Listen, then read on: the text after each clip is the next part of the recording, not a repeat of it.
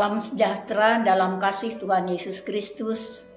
Umat Tuhan semuanya yang diberkati, saya Penetua Mimi Biaras dari lingkungan pelayanan 2 Jemaat Gereja Kalimantan Evangelis Palangka 1. Menyampaikan salam sejahtera bagi kita sekalian. Kami ingin menyampaikan nas untuk kita pada hari ini, Kamis 7 Maret tahun 2024 sesuai dengan Almanak Gereja Kalimantan Evangelis yang tertulis di dalam kitab Kejadian pasal 9 ayat 18 hingga ayat yang ke-29. Sebelum kami membacakan firman Tuhan ini, mari kita bersatu dalam doa. Allah yang Maha Baik, Engkau sungguh mengasihi kami umat-Mu di muka bumi ini. Jika sekarang kami akan membaca firman-Mu, biarlah kuasa Roh Kudus-Mu memampukan kami, sehingga kami dapat membaca, mendengar, dan mempraktekkannya di dalam kehidupan kami. Ampuni segala dosa dan salah kami. Hanya di dalam nama Yesus yang berkuasa dalam hidup dan kehidupan kami, kami senantiasa berdoa dan mengucap syukur. Amin.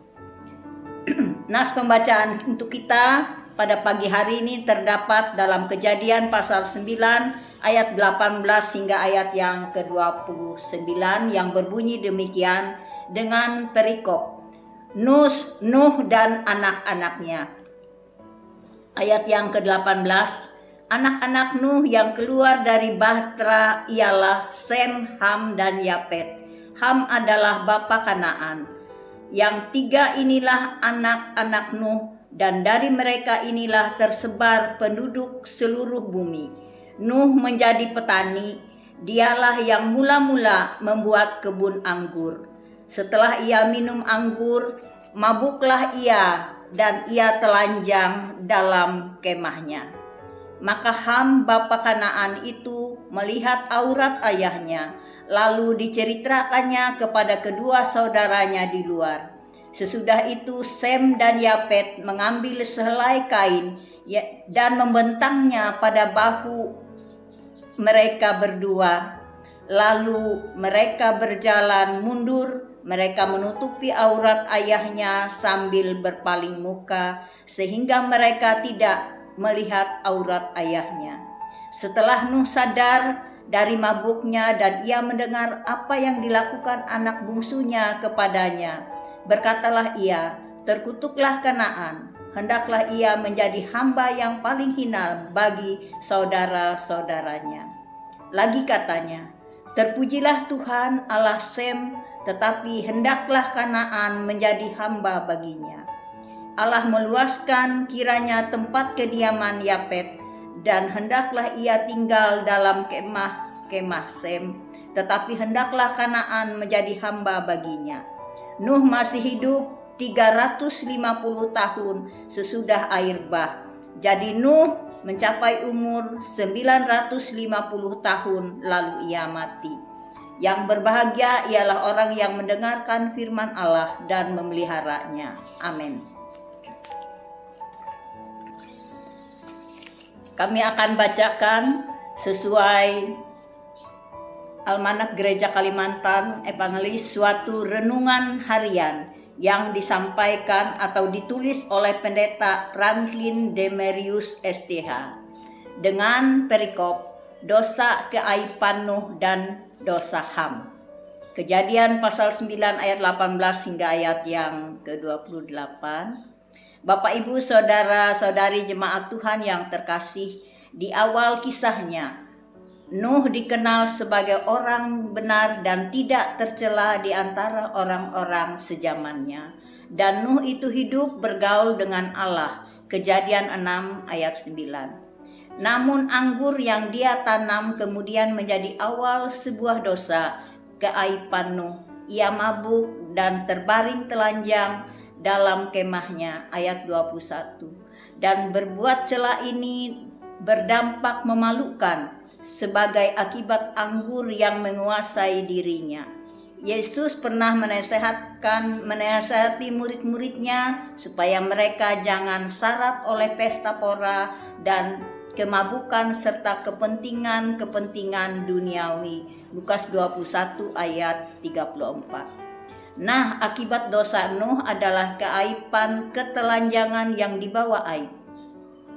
Sama seperti keadaan Adam ketika ia makan buah terlarang. Tetapi ketika itu Adam segera mencari tempat persembunyian. Sedangkan Nuh begitu kekurangan akal budi untuk menutupi ketelanjangannya.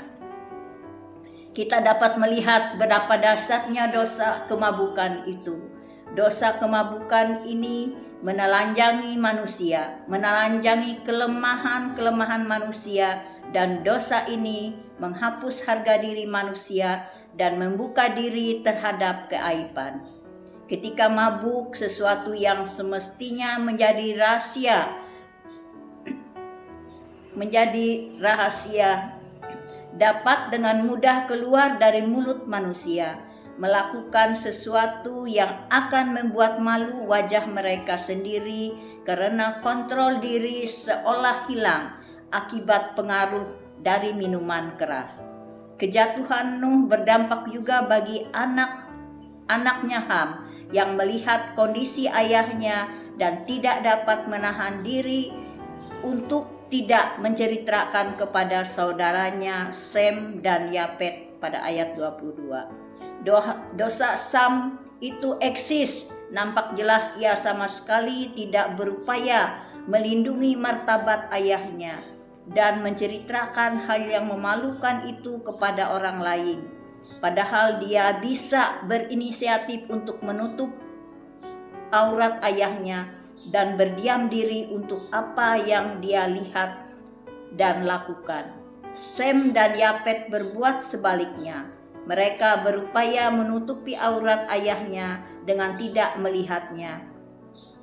Jika kemudian Nuh menjatuhkan kutukan atas Ham dan berkat atas Sem serta Yafet, menikmati berkat melalui Sem, ayat 25 dan 27. Bapak, Ibu, saudara-saudari yang terkasih, bagaimana dengan kita? Mampukah kita bertindak seperti Sem dan Yafet? Dan bukan saja tidak ingin melihat keaiban itu, tetapi juga mencegah kemungkinan orang lain melihat hal itu. Dalam hal ini kita diberi contoh tentang kebaikan hati yang berkaitan dengan dosa orang lain. Kita harus mampu merahasiakan sesuatu aib orang lain. Bila memungkinkan, jadilah teman yang mengingatkan dia atau setidaknya mendoakan dia. Gunakan selimut kasih yang dapat menutupi banyak sekali dosa. 1 Petrus 4 ayat 8. Dan gunakanlah jubah rasa hormat kepada orang tua dan para pemimpin yang dapat menutupi kesalahan mereka. Amin. Mari kita bersatu dalam doa. Terima kasih Bapa di sorga, Engkau yang menguasai hikmat dan kehidupan bagi kami. Oleh sebab itu, melalui renungan ini, biarlah Engkau memampukan kami supaya kami selalu hidup dalam kasih, supaya kami peduli dengan keadaan di sekitar kami. Oleh sebab itu Tuhan, hanya Engkaulah yang sumber hikmat kekuatan bagi kami. Ampuni segala dosa dan salah kami. Kami serahkan doa ini hanya di dalam nama Yesus, Tuhan dan Juru Selamat kami. Amin. Bapak Ibu jemaat sekalian, jangan lupa like, komen, dan subscribe firman ini supaya menjadi berkat bagi kita sekalian. Amin.